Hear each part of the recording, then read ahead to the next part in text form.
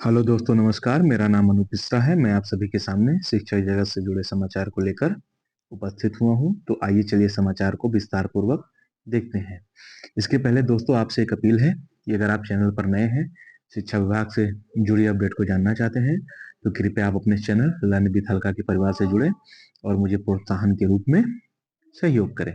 आइए दोस्तों, चलते हैं आगे। पहला समाचार है बीपीएससी टीआरई परीक्षा से संबंधित। जिसको जो जिला आवंटन हुआ है उस जिले में कहां पर उनकी काउंसलिंग होगी, उससे संबंधित बातें हैं। आइए उसके बारे में देखा जाए कि किस जिले में कहां पर काउंसलिंग होगी।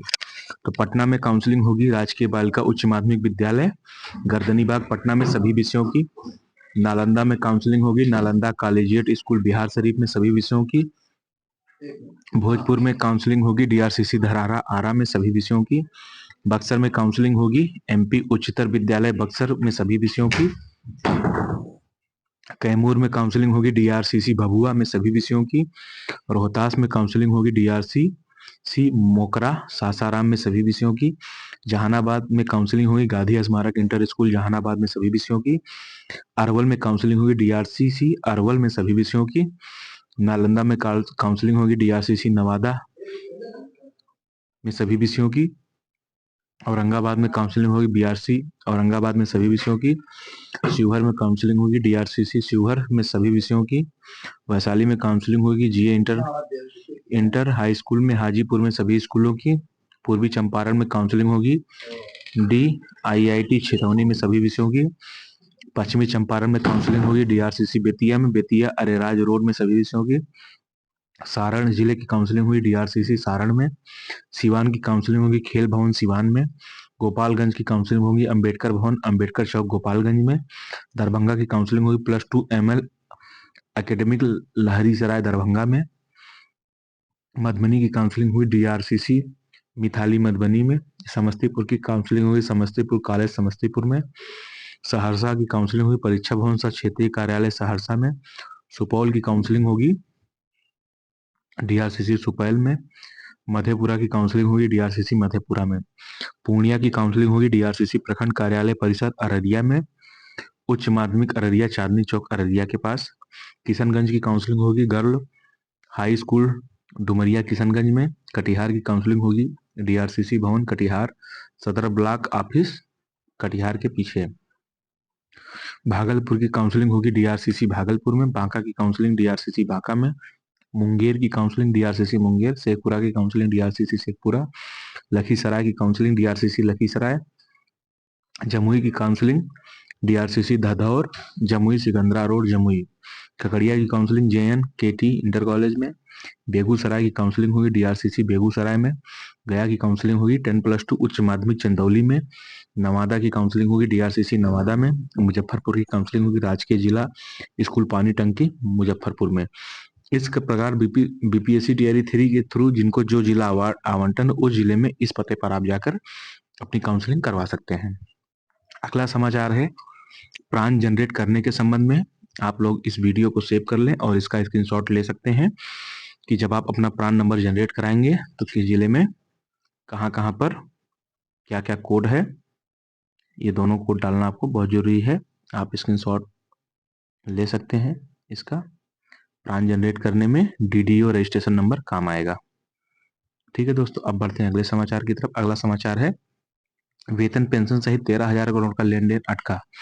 यानी कि राज्य के वित्तीय वर्ष 2024-25 के अंतिम तिमाही की शुरुआत में नए सॉफ्टवेयर को लागू करने में हो रही समस्या के कारण करीब 13,000 करोड़ का वित्तीय लेन देन अटक गया है। इसमें वेतन पेंशन के अतिरिक्त अन्य मदों में होने वाले भुगतान की राशि शामिल है। इस बाबत वित्तीय विभाग के आधिकारिक सूत्रों ने बताया कि पिछले एक पखवाड़े से यह समस्या बनी हुई है। हालांकि इसमें तेजी से सुधार के उपाय किए गए। मालूम हो कि 3 जनवरी को पुराना सॉफ्टवेयर बंद किए जाने के बाद से वित्तीय लेन देन में बाधा होनी शुरू हो गई।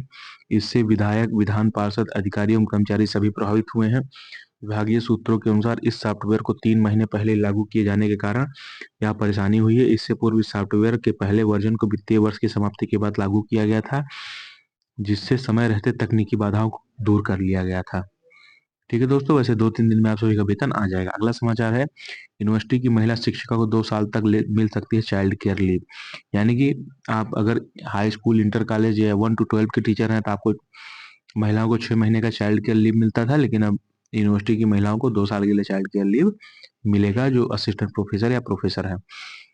दोस्तों, आपके सामने बीपीएससी टीआरई 3 की जो काउंसलिंग थी, उसके डेट में संशोधन कर दिया गया है। संशोधन करके 1 to 5, 6 to 8, 9 to 10 और 11 to 12 के टीचर की नई काउंसलिंग डेट आ गई है। आपको उसकी जानकारी मोबाइल पे किस डेट में है, किस स्लॉट में है, कितने बजकर कितने मिनट पे है, मैसेज के थ्रू आ जाएगा। आइए देखते हैं बीपीएससी टीआरई 3 का नया काउंसलिंग डेट। तो लिखा है टीआरई 3 की काउंसलिंग तिथि में बदलाव, प्राइमरी से +2 तक की तिथि में संशोधन, यानी 1 से लेकर 12 तक में संशोधन हो गया। अब 21 से 25 जनवरी तक खाली सिर्फ पीआरटी की काउंसलिंग होगी। 26 जनवरी को छुट्टी रहेगी। 27 से 29 तक 6 से 8 के क्लास के टीचरों की काउंसलिंग होगी। 31 जनवरी से 30 जनवरी से 1 फरवरी तक टीजीटी यानी 9th और 10th के टीचर की काउंसलिंग होगी। वहीं 4 और 5 फरवरी को पीजीटी के टीचरों की काउंसलिंग होगी।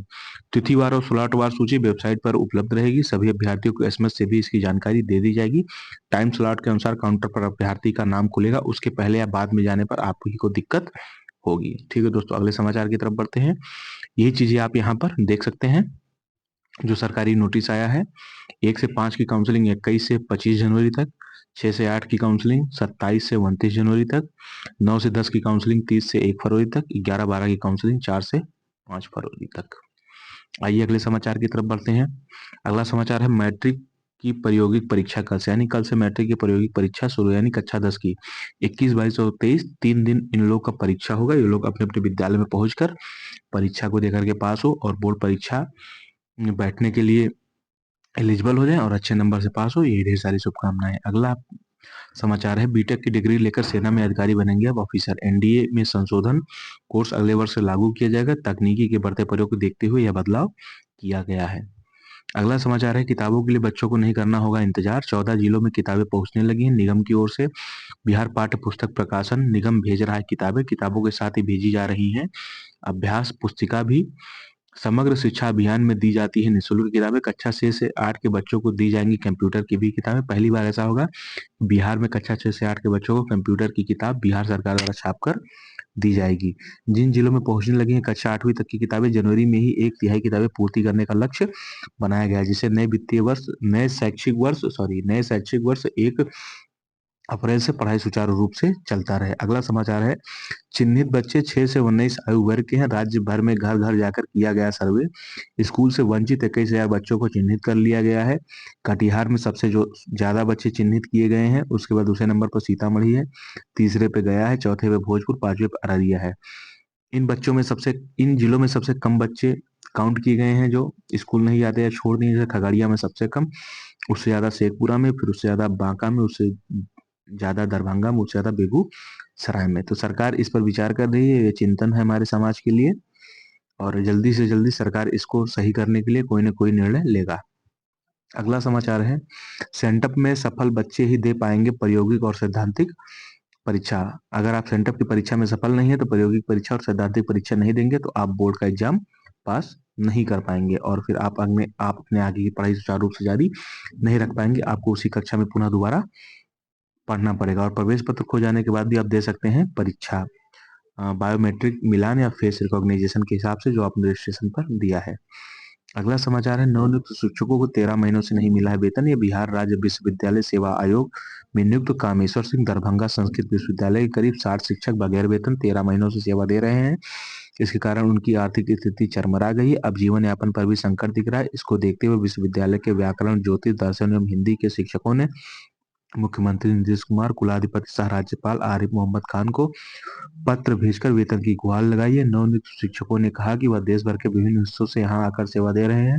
उनके तथा परिवार को चलाने में हर महीने खर्च होते हैं, लेकिन वेतन नहीं मिलने के कारण उधारी, राशन एवं कर्ज में जीवन चल रहा है। अगला समाचार है शिक्षा विभाग ने मुर्दों से मांगा स्पष्टीकरण।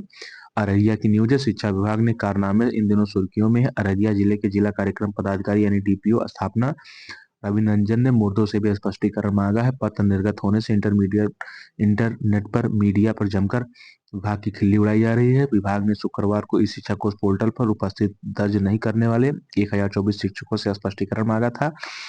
इसमें मुर्दे व सेवानिवृत्त शिक्षक भी शामिल है। इस शिक्षा कोष पोर्टल पर 100% शिक्षकों की उपस्थिति दर्ज कराने का निर्देश है। प्रतिदिन इसकी समीक्षा भी की जा रही है। हैरत की बात है कि इस पोर्टल पर मृत और सेवानिवृत्त शिक्षक के नाम भी अपलोड है। जिला शिक्षा अधिकारी डीईओ के कार्यालय में मृत शिक्षकों का डाटा भी उपलब्ध नहीं है। ऐसे में विभाग की लापरवाही लोगों के लिए चर्चा का विषय बन गया। इस संबंध में डीपीओ रवि रंजन ने कहा कि विद्यालय के प्रधान एवं प्रखंड शिक्षा पदाधिकारी की जिम्मेदारी थी कि ऐसे शिक्षक जिनकी मौत हो चुकी है उनका विभाग रिकॉर्ड उपलब्ध कराए, लेकिन उपलब्ध नहीं कराया गया। इसी वजह से ऐसा हुआ है। अगला समाचार है, उच्च माध्यमिक विद्यालय जोगियारा में एलईडी टीवी को चोरी चोरी कर ले गए। ये सब गलत बात है। 55 इंच की टीवी थी। 50 से अधिक कंप्यूटर चोरी के मामले वर्तमान में संज्ञान में आए हैं। इस प्रकार मूल समाचार समाप्त होता है। आइए बिहार से जुड़ा कुछ विशेष समाचार हम लोग देखते हैं दोस्तों। अगला विशेष समाचार है बिहार से जुड़ा हुआ। एक मिनट दोस्तों, आ गया। राज्य bureau Patna comprehensive financial management system 2 यानी CFMS 2 में तकनीकी समस्या के कारण पूरे बिहार में 13,000 करोड़ से अधिक का भुगतान लटक गया है। इसमें वेतन पेंशन की राशि भी शामिल है। स्थिति यह है कि महीने के पहले सप्ताह में वेतन पाने वाले विधायक पार्षदों विधान परिषद के खातों में अभी तक भुगतान नहीं हो पाया। पेंशनधारी भी समस्या से रूबरू। उल्लेखनीय है कि विभाग के बीच वित्तीय लेन देन के लिए CFMS 2 नई व्यवस्था है। केंद्र सरकार के अनुसार केंद्र सरकार केंद्र सरकार के अनुसार केंद्र सरकार के अनुसार निर्णय निर्देशन के अनुसार अब हर प्रकार का लेन देन इसी व्यवस्था में होगा। वित्तीय अनुशासन के लिए प्रतिबद्ध 3 जनवरी से रुक गई वित्तीय गतिविधि। इसके लिए वित्त विभाग सहित विभिन्न विभागों में कोषागार में संबद्ध अधिकारी कर्मियों को प्रशिक्षित भी किया गया, फिर भी तकनीकी समस्या पेश आ रही है। इस कारण 3 जनवरी से राज्य सरकार की वित्तीय गतिविधियां रुक सी गई। पहले कब आती थी सैलरी, पहले जल्दी आ जाती थी, बाद में देर। लेकिन अगर इस CFMS 2 के माध्यम से भुगतान नहीं होता तो वैकल्पिक व्यवस्था के लिए कोषागार से भी भुगतान किया जा सकता है। अगला समाचार है, बिहार शिक्षक बहाली बीपीएससी टीआरई 3 में जनरल की कुल सीटें थी लगभग 7,440, जिसमें महज 1,341 में बिहार के लोग तथा 6,099 सीटों पर बाहरी उम्मीदवारों का चयन हुआ है। दोस्तों इस प्रकार आज का समाचार समाप्त होता है। दोस्तों अगर आपको समाचार अच्छा लगा हो, अगर आपके काम का हो, तो आप मुझे प्रोत्साहित करने के लिए चैनल को सब्सक्राइब करें। जो भी आपके जानने वाले हैं उनको भी इस परिवार से जोड़ें, इस परिवार को बड़ा बनाएं। ये परिवार आगे चलकर आप लोगों की आवाज बनेगा। ठीक है दोस्तों, अपने से छोटों को प्यार करें, बड़ों को सम्मान दें, अपना व्यक्तित्व इस प्रकार विकसित करें कि महिलाएं समाज में सम्मानित और सुरक्षित महसूस करें। जय हिंद, जय भारत, जय बिहार, जय श्री राम।